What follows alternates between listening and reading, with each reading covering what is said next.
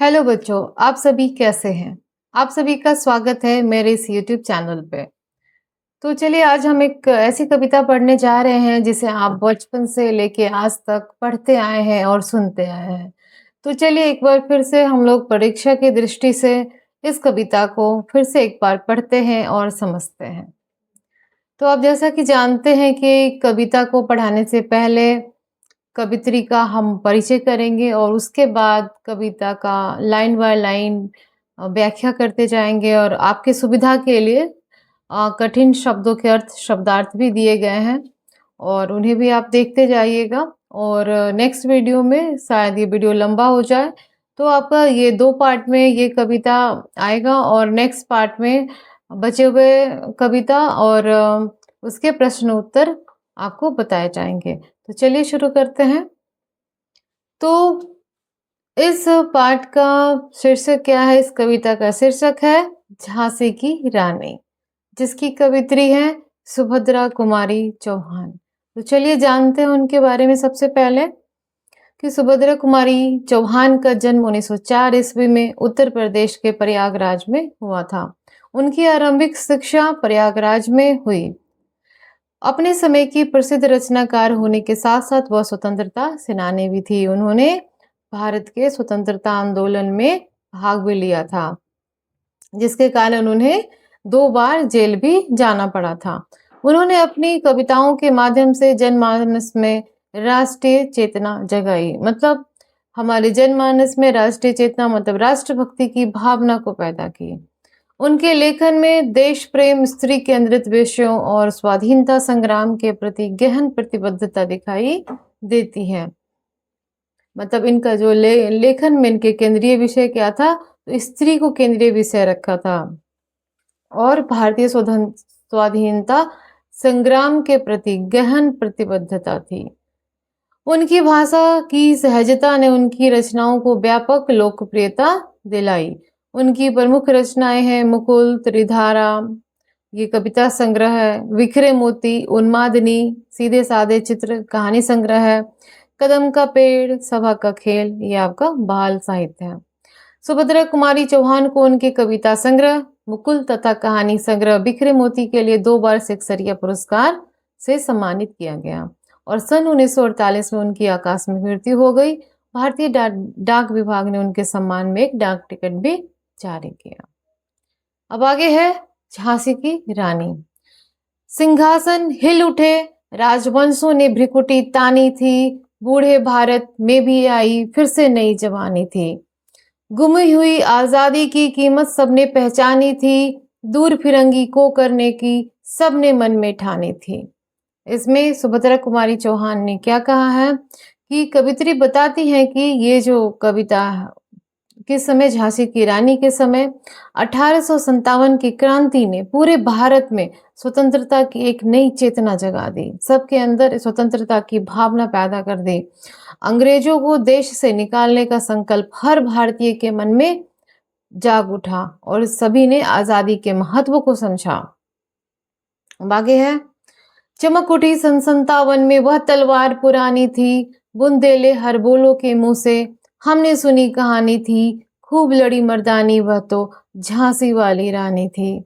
इन पंक्तियों में कवित्री कहती हैं कि 1857 के प्रथम स्वतंत्रता संग्राम में रानी लक्ष्मीबाई ने अपनी वीरता से पूरे देश को प्रेरित किया। उनकी बहादुरी की कहानी बुंदेलखंड के लोक गायक हर बोले गाते रहे। उन्होंने पुरुषों के समान साहस से युद्ध किया, इसलिए उन्हें खूब लड़ी मर्दानी कहा गया। पुरुषों से उन्हें तुलना किया गया।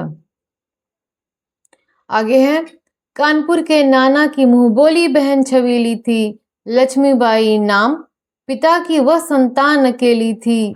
नाना से के संग पढ़ती थी वह, नाना के संग खेली थी, बरछी ढाल कृपाण कटारी उसकी यही सहेली थी। इन पंक्तियों में कवित्री रानी लक्ष्मीबाई ने बचपन का वर्णन किया गया है। क्या कहा गया है? तो उनका जो बचपन का नाम था वो क्या था? छबीली थे। वे नाना के संग पढ़ती थी, नाना साहब के संग पढ़ती थी और खेलती थी और बचपन में उनके खेलने का क्या सब साथी था? तो घुड़सवारी था, शस्त्र चलाने में निपुण थी और इसलिए वो आगे चलकर क्या बनी? वीर योद्धा बनी।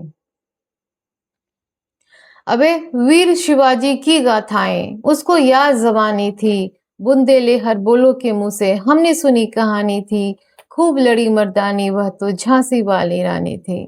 इन पंक्तियों में कवित्री कहती हैं कि रानी लक्ष्मीबाई बचपन से ही वीर शिवाजी की वीर गाथाओं से प्रेरित थी, मतलब उन्हें अपना आदर्श मानती थी।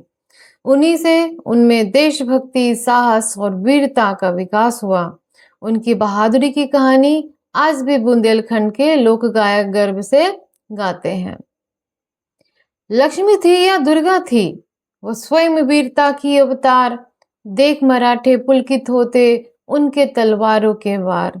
नकली युद्ध, व्यू की रचना और खेलना खूब शिकार, सैन्य घेरना, दुर्ग तोड़ना, ये थे उनके प्रिय खिलवाड़।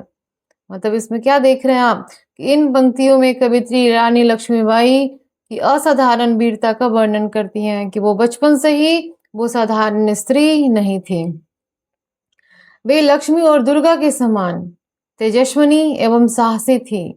बचपन से ही युद्ध कौशल, शिकार, सेना संचालन और किले जीतने जैसे वीरतापूर्ण कार्यों में विशेष रुचि रखती थी। जहाँ पे आप बच्चे देखते हैं, छोटे बच्चे गुड़िया से खेलती हैं, खिलौने से खेलते हैं, और उस समय रानी लक्ष्मीबाई जो है अ, दुर्ग तोड़ना, सैन्य घेरना, इस तरह के उनके प्रिय खिलवाड़ खेल हुआ करते थे।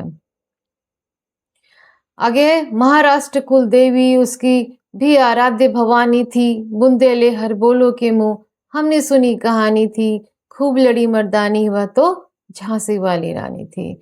यहाँ पर इन पंक्तियों में कवित्री बताती हैं कि रानी लक्ष्मीबाई माता भवानी के अनन्य भक्त थी। उनकी भक्ति और वीरता ने उन्हें अद्भुत साहस प्रदान किया।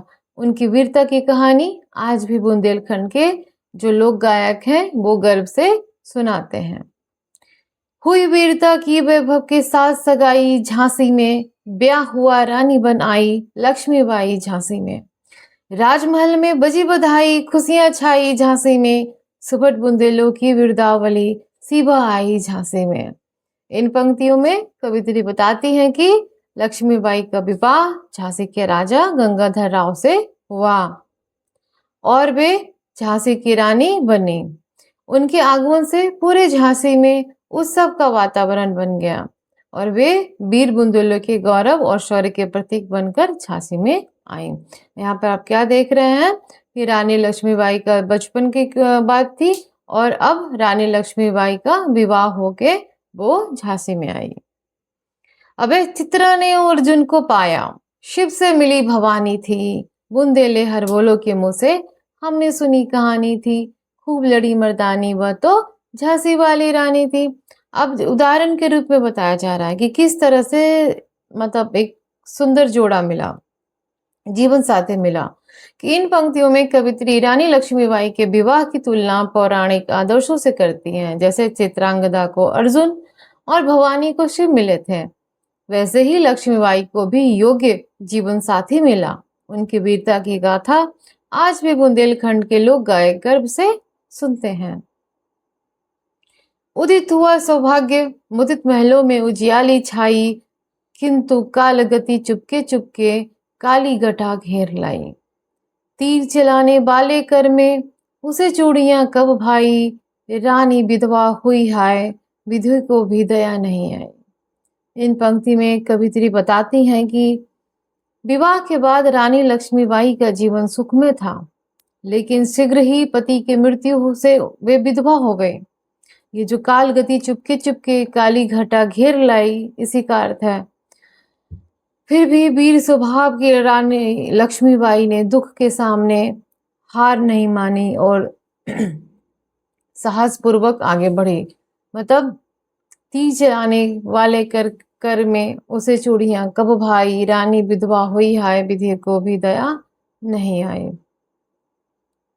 यहाँ पे काली घाटा का प्रतीक दुख का प्रतीक है। निसंतान मरे राजा जी, रानी शोक समानी थी, बुंदेले हर बोलो के मुंह से हमने सुनी कहानी थी, खूब लड़ी मर्दानी वह तो झांसी वाली रानी थी। इन पंक्तियों में कवित्री बताती हैं कि राजा गंगाधर राव की मृत्यु बिना संतान के हो गई। निसंतान मतलब बिना संतान के हो गई, जिससे रानी लक्ष्मीबाई को बहुत दुख हुआ। फिर भी उन्होंने धैर्य और साहस बनाए रखा और उनकी वीरता की कहानी आज भी बुंदेलखंड के लोक गायक सुनाते हैं। बुझा दीप झांसी की, झांसी का तब डलहौजी का मन हर्षाया, राज हड़प करने का उसने यह अच्छा अवसर पाया। फौरन फौजे भेज दुर्ग पर अपना झंडा फहराया, लावारिस का बारिश बनकर ब्रिटिश राज झांसी आया। अब इन पंक्ति में कवित्री बताती हैं कि राजा गंगाधर राव की मृत्यु के बाद अंग्रेज अधिकारी डलहौजी ने झांसी हड़पने का एक षड्यंत्र बनाया, एक अच्छा अवसर समझा। उन्होंने अपनी सेना भेजकर झांसी के किले पर अधिकार कर लिया और ब्रिटिश शासन का झंडा फहरा दिया। उन क्या समझे कि अब हम इसी बहाने से वारिस, राज्य का वारिस नहीं है, इसलिए हम इसे राज्य को अपने अंदर हड़प सकते हैं। अबे अश्रुपूर्ण रानी ने देखा, झांसी हुई बिरानी थी, बूंदे ले हर बोलो के मुंह से हमने सुनी कहानी थी, खूब लड़ी मर्दानी वह तो झांसी वाली रानी थी। तो इन पंक्तियों में कवित्री बताती हैं कि अंग्रेजों के द्वारा झांसी पर अधिकार किए जाने से रानी लक्ष्मीबाई बहुत दुखी हुई। उन्होंने अपने प्रिय झांसी को उजड़ता हुआ देखा तो हार नहीं मानी और वीरता से संघर्ष करने का निश्चय किया। अनुनय विनय नहीं सुनता है, बिकट फिरंगी की माया, व्यापारी बन दया चाहता था जब वह भारत आया। डलहौजी ने पैर पसारे, अब तो पलट गई काया, राजाओं नवाबों को भी उसने पैरों ठुकराया। तो इन पंक्ति में कवित्री अंग्रेजों की चालाकी और अत्याचार का वर्णन करती हैं। अंग्रेज व्यापारी बनकर भारत आए थे, लेकिन धीरे धीरे क्या किया उन्होंने, अपना शासन फैलाते गया और डलहौजी ने अनेक राजाओं नवाबों का अधिकार छीनकर उनका अपमान किया। पैरों ठुकराया मतलब यहाँ पे उनका मतलब अपमान किया। रानी दासी बनी यह दासी अब महारानी थी, बुंदेले हर बोलो के मुंह से हमने सुनी कहानी थी, खूब लड़ी मर्दानी वह तो झांसी वाली रानी थी। अब है इन पंक्तियों में कवित्री बताती हैं कि अंग्रेज के अन्याय के कारण रानी लक्ष्मीबाई को कठिन परिस्थितियों का सामना करना पड़ा, लेकिन उन्होंने हार नहीं मानी और अपने साहस और वीरता से स्वयं को एक महान योद्धा और महारानी के रूप में सिद्ध किया। छिनी राजधानी दिल्ली की, लिया लखनऊ बातों बात, कैद पेशावा था बिठूर में, हुआ नागपुर का भी घात, उदयपुर तंजौर सतारा कर्नाटक की कौन बिसात, जबकि सिंध पंजाब ब्रह्म पर अभी हुआ था ब्रज निपात। इन पंक्तियों में कवित्री अंग्रेजों की विस्तारवादी नीति का वर्णन करते हैं कि किस तरह से उन्होंने अपना साम्राज्य को धीरे धीरे बढ़ाते गए। अंग्रेजों ने दिल्ली, लखनऊ, नागपुर, सतारा, पंजाब आदि कई राज्यों पर अधिकार कर लिया और उनके राजाओं के शासन को समाप्त कर दिया। इससे भारतीयों में अंग्रेज के प्रति आक्रोश बढ़ गया। बंगाली, मद्रास आदि की भी तो यही कहानी थी, बुंदेले हर बोलो के मुंह से हमने सुनी कहानी थी, खूब लड़ी मर्दानी वह तो झांसी वाली रानी थी। इन पंक्तियों में कवित्री बताती हैं कि अंग्रेजों ने बंगाल, मद्रास, अन्य क्षेत्रों पर भी अपना अधिकार कर लिया था। अंग्रेजों के अत्याचार से पूरे देश में असंतोष फैल गया। इसी कारण रानी लक्ष्मीबाई ने वीरता से उसका सामना किया। रानी रोई रानी बासों में, बेगम गम से थी बेजार, उनके गहने कपड़े बिकते थे कलकत्ते के बाजार, सरेआम नीलाम छापते थे अंग्रेजों के अखबार, नागपुर के जेवर ले लो, लखनऊ के ले लो 9 लाख हार। इन पंक्तियों में कवित्री अंग्रेजों के द्वारा भारतीय राजघरानों के अपमान और शोषण का वर्णन करते हैं कि किस तरह से राजघरानों के सामानों को, संपत्ति को छीनकर बाजारों में बेचा जा रहा था। राजाओं रानियों की संपत्ति छीनकर उनके गहने वस्तुएं खुले बाजारों में नीलाम कर दी गई। इससे रानियां और बेगम बहुत दुखी हुई। यूं पर्दे की इज्जत पर देशी के हाथ बिकानी थी, बुंदेले हर बोलो के मुंह से हमने सुनी कहानी थी, खूब लड़ी मर्दानी वह तो झांसी वाली रानी थी। इन पंक्तियों में कवित्री अंग्रेजों के द्वारा भारतीय राजघरानों के सम्मान को ठेस पहुंचाने का वर्णन करती हैं कि अंग्रेज ने राजाओं रानियों की प्रतिष्ठा को नष्ट किया, उनके सम्मान को नष्ट किया, उनकी वस्तुएं बेच दी। इन अत्याचारों के विरुद्ध रानी लक्ष्मीबाई ने साहसपूर्वक संघर्ष किया। कुटियों में थी विषम वेदना, महलों में आहत अपमान, वीर सैनिक के मन में था अपने पुरखों का अभिमान। नाना धुंधपुत पेशवा जुटा रहा था सब सामान, बहिन छबीली ने रणचंडी कर लिया प्रकट आह्वान। इन पंक्तियों में कवित्री बताती हैं कि अंग्रेजों के अत्याचार से गरीबों राजाओं और सैनिकों के मन में भी दुख और आक्रोश था। नाना धुंधपुत पेशवा विद्रोह की तैयारी कर रहे थे और रानी लक्ष्मीबाई ने युद्ध की देवी के समान वीरता और अंग्रेजों के विरुद्ध संघर्ष का आह्वान कर लिया था। मतलब इन सारे अत्याचारों के खिलाफ आवाज उठाने की उन्होंने मन में दृढ़ प्रतिज्ञा कर ली थी। हुआ यज्ञ प्रारंभ उन्हें तो सोई ज्योति जगानी थी, बुंदेले हर बोलो के मुंह से हमने सुनी कहानी थी, खूब लड़ी मर्दानी वह तो झांसी वाली रानी थी। इसमें भी वही है कि स्वतंत्रता संग्राम आरंभ हुआ, भारतीयों के मन में सोई हुई जो देशभक्ति थी और वीरता जो थी वो वीरता की भावना फिर से जाग उठी। रानी लक्ष्मीबाई ने संघर्ष में महत्वपूर्ण भूमिका निभाई और अपने वीरता का परिचय दिया। महलों ने दी आग, झोपड़ी ने ज्वाला सुलगाई थी, ये स्वतंत्रता की चिंगारी अंतरतम से आई थी। झांसी चेती, दिल्ली चेती, लखनऊ लपटे छाई थी, मेरठ कानपुर पटना ने भारी धूम मचाई थी। अब इन पंक्तियों में कवित्री बताती है कि 1857 के स्वतंत्रता संग्राम के चिंगारी पूरे भारतवर्ष में फैल गई थी। महलों से लेकर झोपड़ियों तक के लोगों में मन में अंग्रेजों के खिलाफ विरोध की भावना जाग उठी। झांसी, दिल्ली, लखनऊ, मेरठ, कानपुर और पटना जैसे स्थानों पर क्रांति की लहर फैल गई। अब आगे है, जबलपुर कोल्हापुर में भी कुछ हलचल उकसानी थी, बुंदेले हर बोलो के मुंह से हमने सुनी कहानी थी, खूब लड़ी मर्दानी वह तो झांसी वाली रानी थी। तो इन पंक्तियों में कवित्री ने 1857 की क्रांति के बारे में कहा कि किस तरह से वो क्रांति धीरे धीरे पूरे देश में फैलने लगी। इनका प्रभाव जबलपुर, कोल्हापुर जैसे स्थानों तक भी पहुंच गया। हर जगह अंग्रेजों के विरुद्ध विद्रोह की भावना फैल गई थी। यह स्वतंत्रता संग्राम ने रानी लक्ष्मीबाई ने अद्भुत वीरता दिखाई।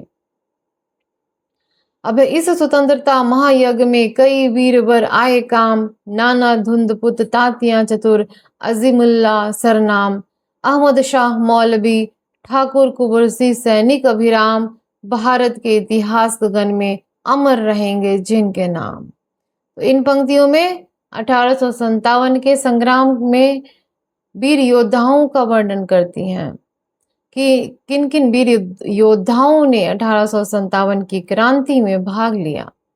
नाना धुंधपुत, तात्या टोपे, अजीमुल्ला खान, मौलवी अहमद शाह और कुंवर सिंह जैसे वीर ने देशों की आजादी के लिए अपना योगदान दिया। उनके नाम भारत के इतिहास में अमर रहेंगे। लेकिन आज जुर्म कहलाती उनकी जो कुर्बानी थी, बुंदेले हर बोलो के मुंह से हमने सुनी कहानी थी, खूब लड़ी मर्दानी वह तो झांसी वाली रानी थी। इन पंक्तियों में कवित्री बताती हैं कि अंग्रेजों ने स्वतंत्रता सेनानियों के बलिदान को अपराध माना, जबकि वे वास्तव में देश के लिए महान वीर थे। उनकी कुर्बानियां आज भी सम्मान और गर्व के साथ याद की जाती हैं। लेकिन गाथा छोड़ चले हम झांसी के मैदानों में, जहां खड़ी है लक्ष्मीबाई मर्द बनी मर्दानों में। लेफ्टिनेंट वाकर आ पहुंचा, आगे बढ़ा जमानों में, रानी ने तलवार खींच ली, हुआ द्वंद्व आसमानों में। इन पंक्तियों में अब यहाँ पे युद्ध का वर्णन किया गया है। इन पंक्तियों में कवित्री झांसी के युद्ध का वर्णन करती हैं कि रानी लक्ष्मीबाई वीर योद्धा की तरह मैदानों में खड़ी थी। जब अंग्रेज अधिकारी लेफ्टिनेंट वॉकर ने उसे युद्ध करने आया तो रानी ने साहसपूर्वक तलवार उठाई और उसका सामना किया। जख्मी होकर वॉकर भागा, उसे अजब हैरानी थी। बुंदेले हरबोलों के मुंह हमने सुनी कहानी थी। खूब लड़ी मर्दानी वह तो झांसी वाली रानी थी। तो इन पंक्तियों में कवित्री बताती हैं कि रानी लक्ष्मीबाई ने युद्ध में लेफ्टिनेंट वॉकर को घायल कर दिया, जिससे वह आश्चर्यचकित होकर भाग गया। आश्चर्य हो गया कि एक महिला होकर इस तरह युद्ध कैसे कर सकती है। रानी की वीरता और युद्ध कौशल ने सबको प्रभावित किया और उसकी बहादुरी की कहानी आज भी प्रसिद्ध है। तो चलिए इस वीडियो में हम यहीं तक पढ़ते हैं और आगे आपका नेक्स्ट वीडियो में हम आगे का बचे हुए भाग को पढ़ेंगे। तो इस वीडियो में देखने के लिए अंत तक बने रहने के लिए बहुत बहुत धन्यवाद और आपका स्वागत है नेक्स्ट वीडियो में।